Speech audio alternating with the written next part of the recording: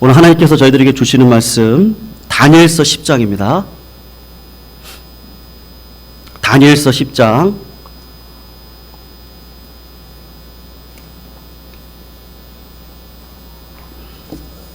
구약 1250쪽에 있습니다.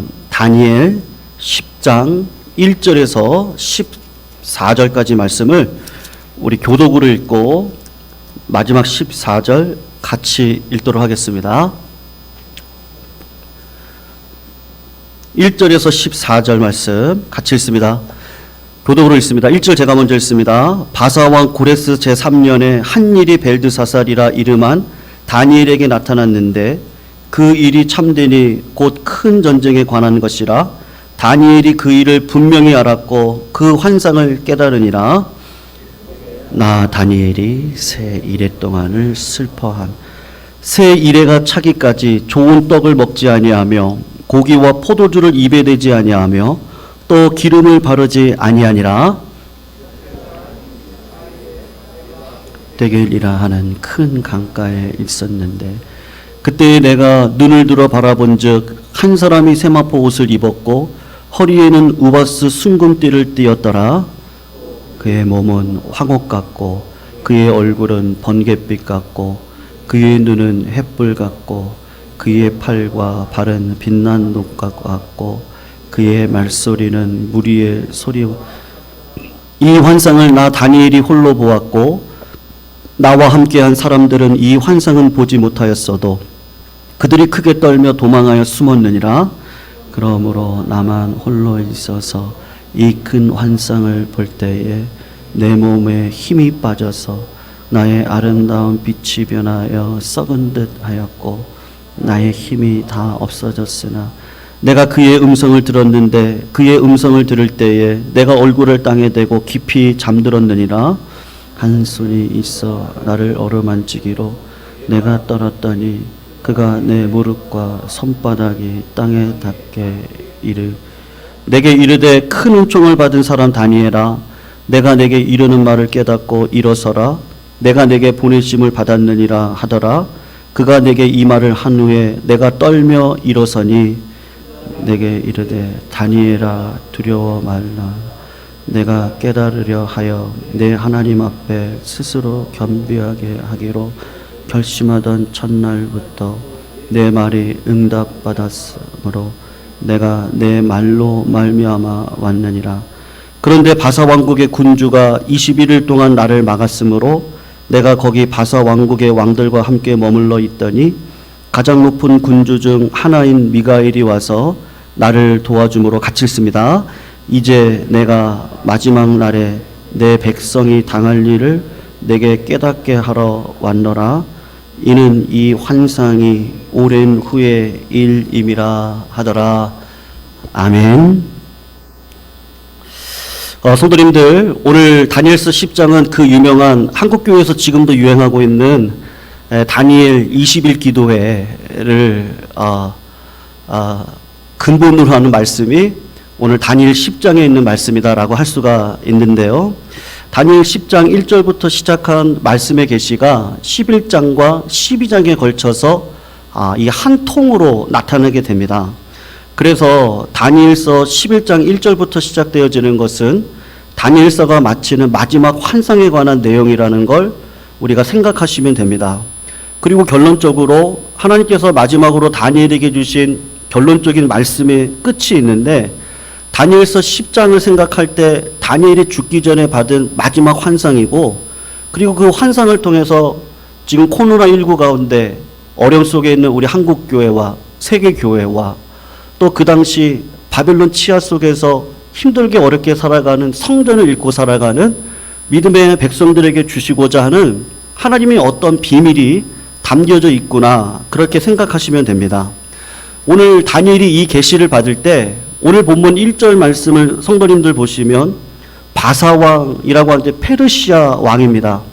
고레스 제3년이라고 기록이 되어져 있습니다. 그리고 4절을 보면 첫째 달 14일이라고 이야기를 하니까 고레스 왕 3년 때 21일간 기도를 했다 그렇게 이야기를 하고 있는 것이죠. 유대 달력에 의하면 첫째 달 14일은 여러분 유월절입니다. 유월절은요, 가장 기뻐하고 금식하면 안 됩니다. 음식을 절제하고 태도를 절제하면 안 되는데, 다니엘은 유독이 유월절까지, 아니면 유월절부터였을까요? 마음을 고쳐먹고 베옷을 입고 금식을 하고 태도를 절제하고 3주간 하나님 앞에 금식하며 기도하고 있습니다. 여러분, 참 놀라운 것은요, 이때 다니엘의 나이가 몇 살이냐면 거의 90에 가까운 나이입니다. 90에 가까운 노구가 3주간을 금식하고 하나님 앞에 나가서 피를 토하는 금식 기도를 했다는 것은 뭔가 그렇게 기도하지 않고는 견딜 수 없는 무엇이 있었다는 것을 이야기를 하고 있는 것이죠. 여러분, 도대체 고레스 3년에 무슨 일이 있었길래 다니엘이 이렇게 90의 나이에도 불구하고 하나님 앞에 기도를 했겠습니까? 다니엘서를 보면 우리가 잘 아는 것처럼 고레스 1년에 하나님의 섭리 가운데 바벨론의 포로들이 예루살렘으로 귀환하는 역사가 일어나게 되어졌습니다. 그래서 에스라서를 보면 거의 5만 명에 가까운 사람들이 예루살렘으로 귀환을 합니다. 여러분, 그 당시 예루살렘은 지금처럼 살기 좋은 이런 서울이나 분당이나 이렇지가 않습니다. 지금 예루살렘에 남아있는 게 하나도 없어요. 에스라와 느헤미야서를 보면 알지만 먹을 양식이 없고 치안이 굉장히 불안하고 들짐승에게 사람이 물릴 수 있을 정도로 경제적으로, 사회적으로, 정치적으로 힘든, 그러니까 딱 그냥 아무것도 없는 황무지인 것이죠. 여러분, 그런 곳에 믿음의 사람들이 5만 명이나 돌아가기 시작을 하는데, 어떤 사람들이 돌아가느냐 하면 바벨론에 있는 사람 가운데 70년 이상 포로 생활했습니다. 여러분, 외국 땅에서 타지에서 70년을 생활하면 고국으로 돌아오는 게 절대로 쉽지 않습니다. 제가 미국에서 6년 조금 넘게 유학생활 했지만 3년이 지나가면요, 자녀들의 교육 문제가 걸리고 이것 걸리고 저것 걸려서 한국으로 돌아오는 게 그렇게 쉽지 않습니다. 근데 이스라엘 백성들이 70년을 타국에서 생활을 했어요. 그러면 세대가 걸쳐도 2세대 이상은 걸쳤을 것이고 거기서 뿌리를 완전히 박았을 것인데, 그런데 바벨론에 쌓아놓았던 모든 재산, 모든 부유함, 안정된 삶, 평안하고 예측이 가능한 삶이겠죠. 그런 모든 것들을 다 포기하고 희생해서라도 이 5만 명의 사람들의 마음 가운데 어떤 마음이 있느냐 하면, 내가 우리 교회를 살려야지, 내가 하나님의 나라와 의를 위해 살아가야지라고 하는 마음을 가지고 정말로 믿음으로 모든 것들을 다 내려놓고 나를 부인하고 십자가를 지고 하나님 나라와 의를 위해 돌아오겠다고 하는 사람이 지금 5만 명이 되고 있는 거예요. 여러분, 그런데 다니엘은 안 돌아갑니다. 왜 안 돌아가겠습니까? 나이가 90에 가까운 나이예요. 오히려 민폐가 될 겁니다.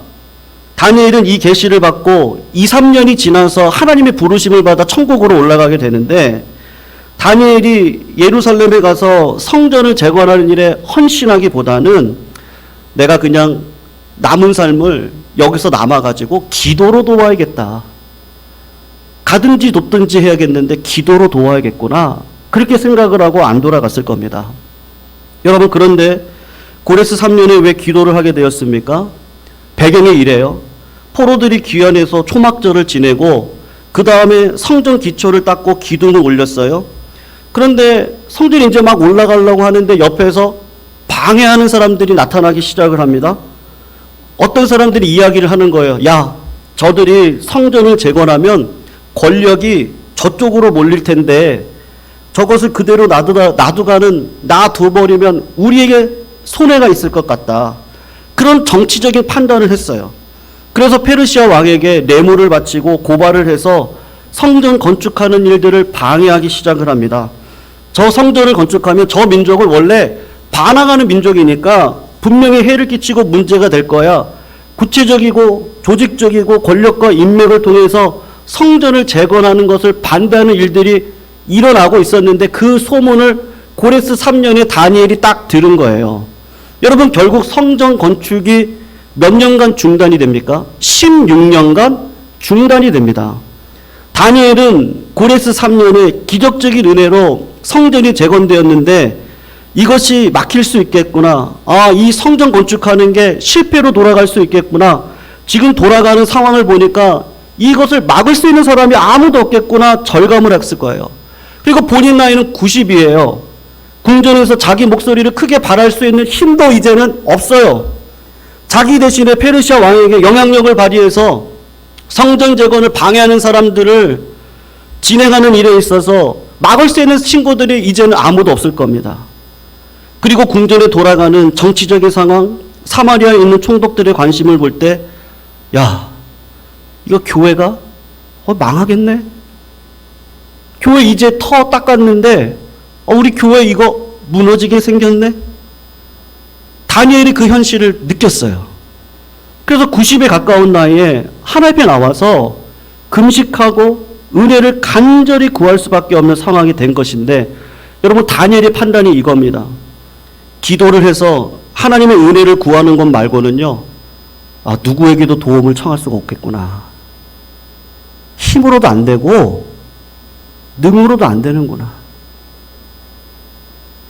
여러분, 제가 새벽에도 말씀드렸지만 목회가 진짜 편하게 가려면요, 정말 편하게 갈 수 있고, 정말 어려우면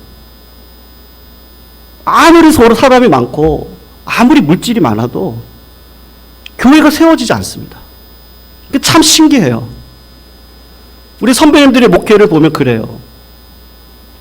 제가 특별 새벽 기도를 통해서 굳이 하나님의 임재라고 하는 주제를 가지고 성도님들에게 말씀을 전한 이유가 뭐냐면, 하나님이 임재하셔야 되거든요. 하나님 우리에게 복 주셔야 되거든요. 이 나라 복 주셔야죠. 하나님 우리를 불쌍히 여겨주셔야죠.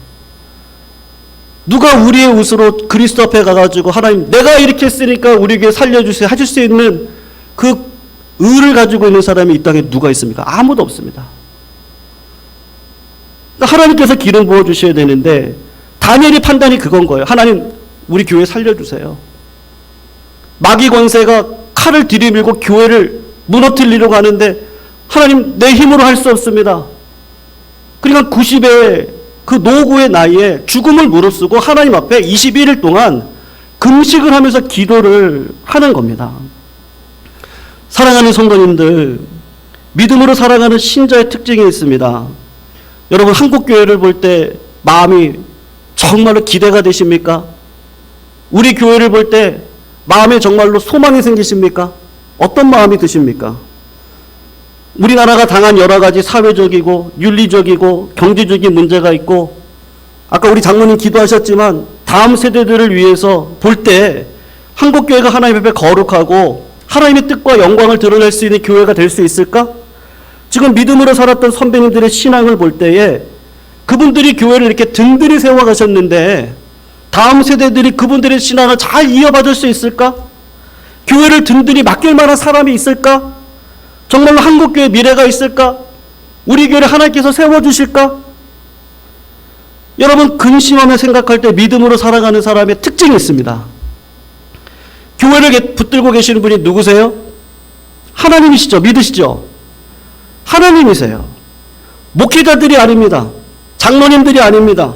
권사님들이 아니세요. 집사님들이 아니라 우리 교회를 붙들고 계시는 주님이 붙들고 계세요. 그것을 믿기 때문에 소망 가운데 어떻게 할 수 있어요? 기도할 수 있는 거예요. 기도할 수 있는 겁니다. 여러분, 오늘 본문을 보시면 다니엘은 지금 소망이 하나도 없는 가운데 있습니다. 그리고 이것은 그 누구의 도움과 힘으로도 될 수 없는 상황이에요. 그래서 다니엘이 하나님 앞에 나와서 간절히 기도했습니다. 그리고 그 기도를 들으시고 하나님께서 환상과 계시를 보여주시는 것이 10장, 11장에 12장까지 나와 있는 말씀입니다. 다니엘에게 힘을 주시려고 천사를 보내주세요. 근데 천사가 왔을 때 20일 동안 막혔다라고 이야기를 해요. 여러분, 이 땅을 살아가다 보면 기도할 때 우리가 하나님 나라를 이뤄갈 때 영적인 전쟁이 있다는 것을 우리가 다 깨닫습니다. 마귀 권세가 있다는 걸 알아요. 마귀가 처음에는 바깥에 있다고 생각을 해요. 근데 결국에는 마귀가 누군 걸 알게 되죠. 말씀이 자꾸 들어오면요, 마귀가 나라는 걸 알게 돼요. 나라는 거를. 영적 전쟁이요, 이방 나라 민족들과 싸우는 걸로 자꾸 생각을 했다가 이분법적으로 생각을 했다가 자꾸 말씀을 배우고 하나님의 뜻이 무엇인지를 깨달아가기 시작을 하면 부모님은 나를 향한 관심이 있는 것뿐이죠. 나를 향해서 자꾸 영적인 전쟁을 일으키세요. 그리고 내 안에 있는 마귀적인 요소를 자꾸 빼내기를 원하시거든요. 여러분, 근데 그게 내 힘으로 되나요? 내 힘으로 될 수가 없어요. 그래서 이 영적 전쟁에 대한 승리를 출애굽기에서 하나님께서 보여주시는데, 성도님들 이 말씀은 참 중요하기 때문에 같이 한번 찾아가지고 같이 한번 읽었으면 좋겠어요. 출애굽기 17장입니다.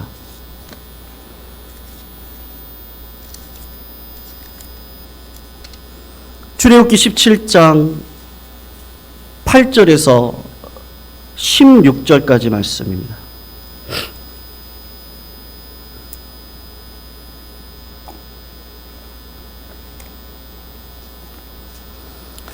출애굽기 17장 8절에서 16절 108쪽에 있어요. 구약. 천천히 찾으세요. 우리 같이 한번 읽어볼게요. 일부러 방송에도 안 띄었습니다. 우리 자꾸 성경을 찾아보고 내 성경으로 읽는 게 좋을 것 같아서 그렇게 했습니다. 우리 8절부터 16절 말씀 교독으로 한번 읽어볼게요. 8절 제가 먼저 읽겠습니다. 그때 아말렉이 와서 이스라엘과 르비딤에서 싸우니라. 모세가 여호수아에게 이르되 우리를 위하여 사람을 택하여 나가서 아말렉과 싸우라. 내일 내가 하나님의 지팡이를 손에 잡고 산 꼭대기에서 여호수아가 모세의 말대로 행하여 아말렉과 싸우고 모세와 아론과 훌은 산 꼭대기에 올라가서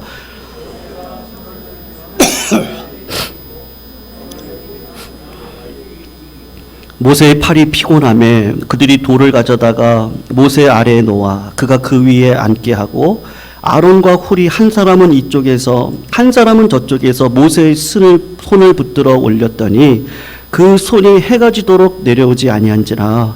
여호수아가 칼날로 아말렉과 그 백성을 쳐서 여호와께서 모세에게 이르시되 이것을 책에 기록하여 기념하게 하고 여호수아의 귀에 외어 들리라. 내가 아말렉을 없이하여 천하에서 기억도 못하게 하리라. 모세가 제단을 쌓고 여호와 같이 있습니다. 이르되 여호와께서 맹세하시기를 여호와가 아말렉과 더불어 대대 싸우리라 하셨다 하였더라. 아멘. 여러분, 아말렉과 전쟁에 나가서 싸우는 사람은 누구죠? 여호수아가 싸웁니다. 아마 여호수아뿐만 아니라 이스라엘 백성들 가운데 사람들을 뽑아갈 때 분명히 싸움 잘하는 사람들을 뽑아갔을 겁니다. 그리고 여호수아가 전략이 없었겠습니까? 나름대로 전략을 세우고 힘을 다해서 전쟁을 하고 있습니다. 그런데 위에서 여호수아가 아말렉과 싸우는 모습을 지금 누가 보고 있어요? 아까 우리 장로님 말씀하신 것처럼 모세, 아론, 훌이 보고 있습니다.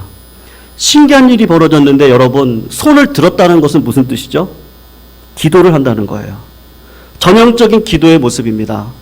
손을 들어서 하나님, 우리 여호수아, 우리 백성들이 저 싸움꾼이 아말렉과 함께 싸워서 이기게 해주십시오. 하나님께 기도를 했습니다. 기도를 하는 동안에는 하나님께서 승리를 주십니다. 그래서 이기날 잘 됐다. 그래서 기도를 멈췄어요. 기도를 멈췄더니 이상하게 아말렉 군대가 다시 전열을 정비해서 이스라엘 백성들이 이겨요. 이스라엘 백성들 저러면 안 되는데 큰일 나겠다. 하나님 앞에 다시 기도해야 되겠다. 손을 들어서 또 다시 기도하니까 또 신기하게도 여호수아와 군대가 이깁니다. 아론과 훌과 모세가 무엇을 깨달았느냐 하면 하나님께서 주시고자 하는 교훈인데 기도를 하면 이기는구나. 그것을 세 사람이 확실하게 알았어요. 그래서 가만히 있습니까? 그렇지 않아요. 방책을 세워요. 어떻게 세우냐 하면 이것은 하나님께서 기도할 때마다 승리를 주시는구나. 그렇다면 혼자 손을 들고 기도하기 어려우니까 우리 마음을 같이 모으자. 함께 중보기도 하자.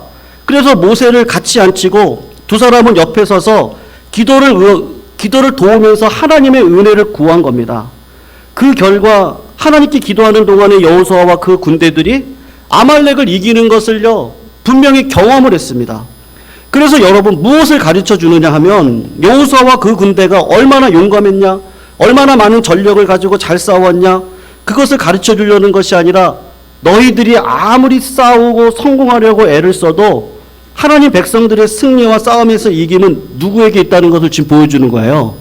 하나님에게 있다는 것을 모세와 여호수아에게 가르쳐 주는 겁니다. 그래서 하나님께서 모세에게 명령을 하는데 오늘 있었던 일을 책에 꼭 기억해서 기억하라. 무엇을 기억하라고 하는 것이죠? 아말렉과 싸울 때 이 전쟁의 승리는요, 전략과 전술이 아니고 기도로 이긴다는 걸 지금 말씀을 하고 있는 겁니다. 여러분, 하나님께서 다니엘에게 하나님 성전이 재건돼야 됩니다. 하나님 나라가 회복돼야 돼요. 하나님, 내가 섬기고 있는 교회가요, 이왕이면 잘 돼야 되지 않겠습니까?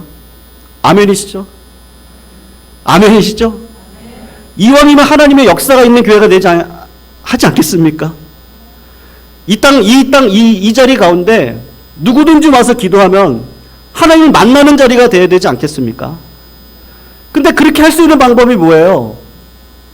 출애굽으로부터 시작해가지고 산상수훈에 이르기까지, 요한계시록에 이르기까지 성도의 기도가 하늘로 올라갑니다. 우리 주님은 구하라, 찾아라, 두드리라, 기도하라고 말씀하셨습니다. 예레미야를 통해서도 만날 만할 때 찾으라고 말씀하셨고, 시편을 보면은요, 내 입을 넓게 하려고 말씀하셨습니다. 기도가 만사라는 걸 믿으시기를 주님의 이름으로 축원합니다. 다니엘은 하나님 나라가 회복되도록 하기 위해서 바벨론 포로의 귀환을 하나님께서 이루신 것을 보고 성전 재건을 위해서 마귀 권세가 침략해 오는 것을 보면서 다니엘이 했던 일은 기도하는 것이죠. 여러분, 기도하는 첫날부터 하나님께서 다니엘의 기도를 들으시고 천사를 보내세요.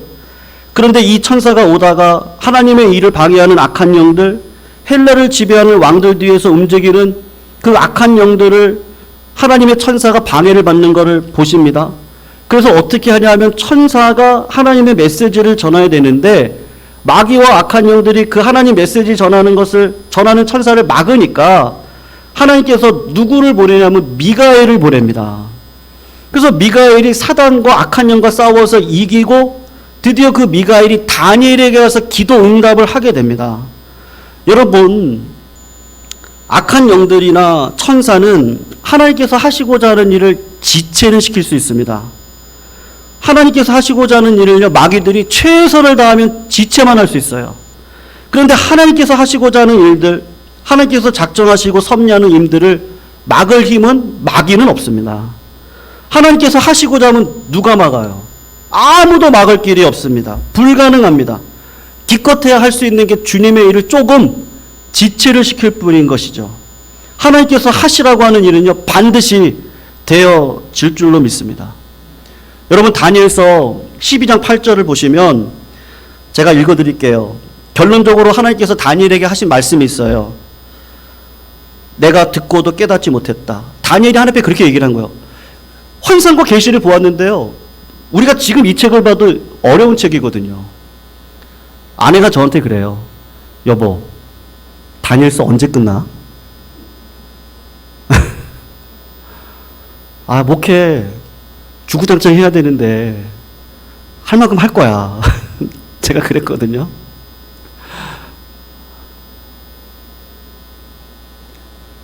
진짜 어려운 책이에요.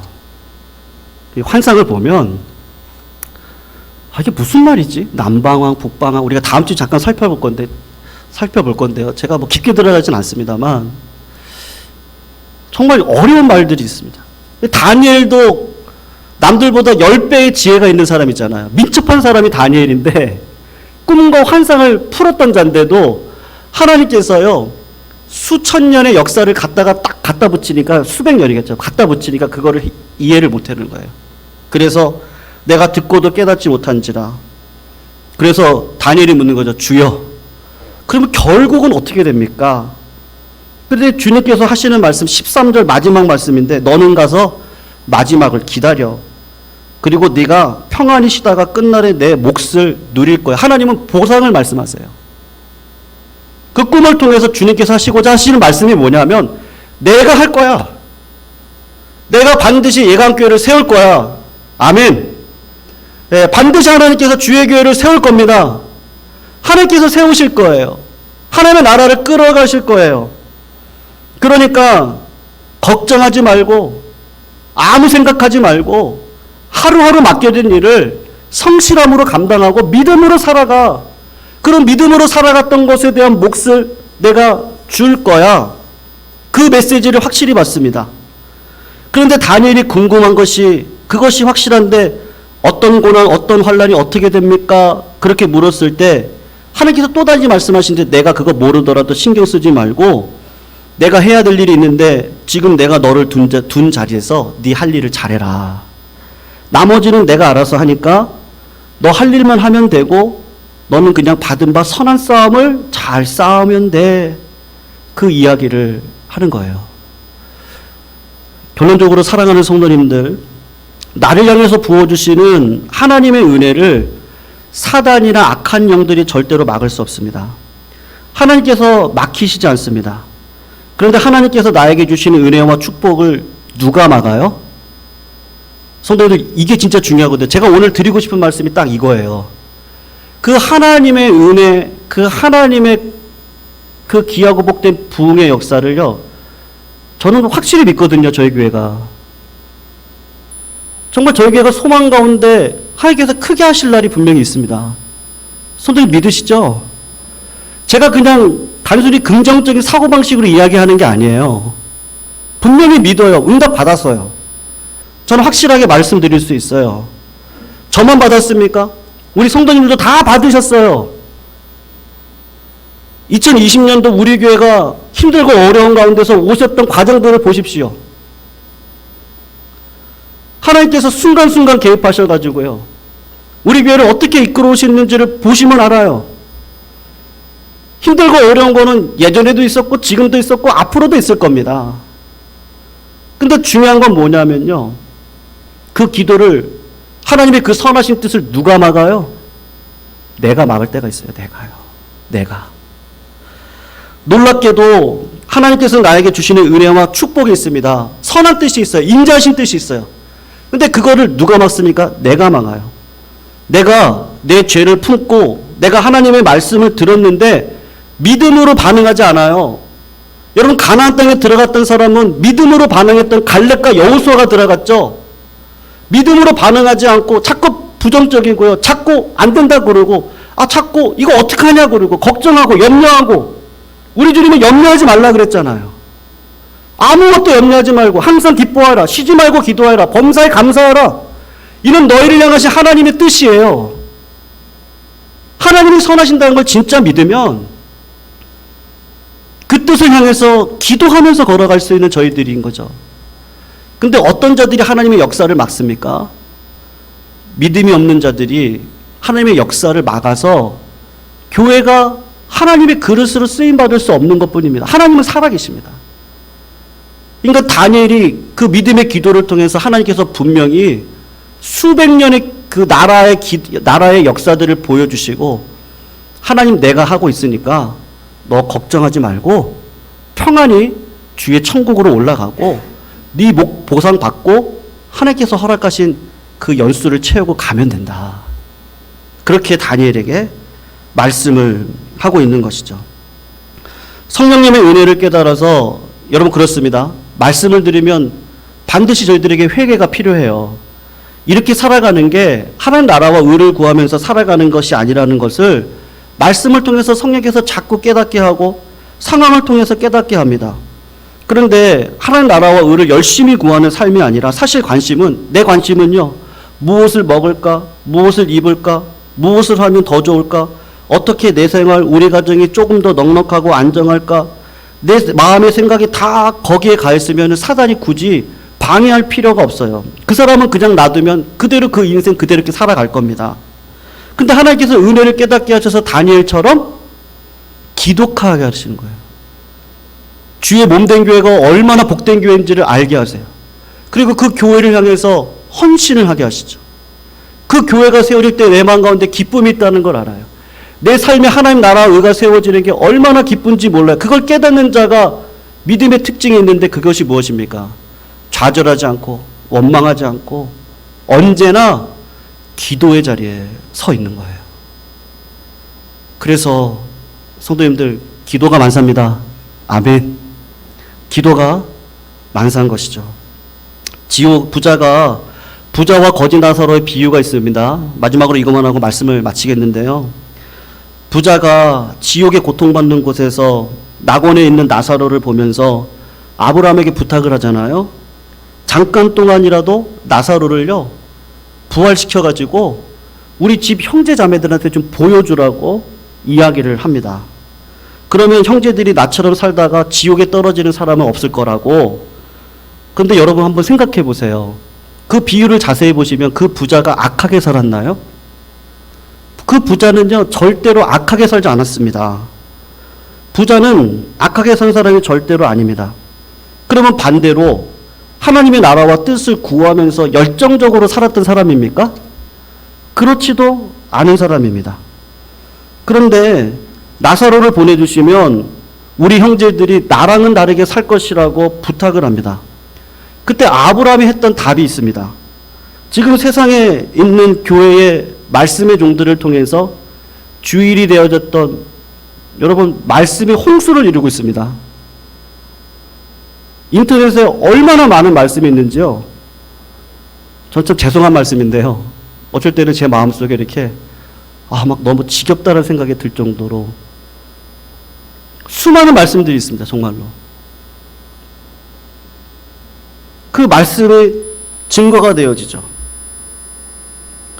모세의 제자들의 말을 선지자들을 통해서 이스라엘 백성들에게 계속해서 말씀하셨습니다. 다 훌륭한 말씀이고 좋은 말씀입니다. 근데 그렇던 사람들, 말씀의 종을 통해서 들었던 말씀을 통해서도 회개하지 않는다면 아브라함이 하는 말은 무슨 말이냐면요. 나사로를 부활해가지고 나사로를 통해서 말씀을 전해도 그 사람들은 역시 말을 안 들을 것이다. 왜냐하면 말씀의 종들을 통해서 말씀을 하시는데도 회개하지 않고 말씀을 듣지 않는데, 삶을 바꾸지 않는데 부활하신 주님을 보여준다고 해도 믿겠느냐.